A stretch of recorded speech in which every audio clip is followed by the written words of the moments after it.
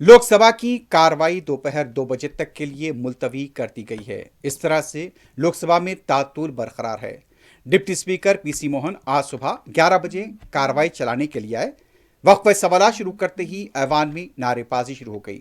Deputy speaker ने 2 minute से भी कम वक्त के अंदर कार्रवाई को पहले दोपहर 12 बजे तक के लिए मुलतवी कर दिया। 12 बजे के बाद भी ऐवान में नारेबाजी जारी रही। इस दौरान मरकजी वजीर किरण रिजिजू ने कहा कि इस तरह का तर्ज अमल मुनासिब नहीं है। बजट पर मुबाहस के लिए दूसरी जमातें बात करना चाहती हैं, लेकिन कांग्रेस इसके लिए आगे नहीं आ रही है।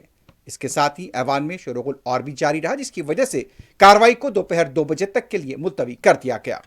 केवल एक ही डेयरी सहकारी समिति परियोजना की स्वीकृति मिली है।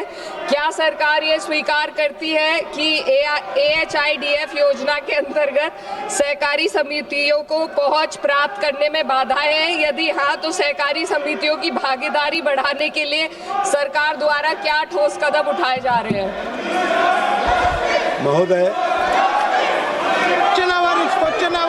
जहाँ तक उत्तर प्रदेश का सवाल है, उत्तर प्रदेश में AHIDF के क्रियान्वयन के लिए The House stands वो 1194 adjourned to meet at 12 a.m.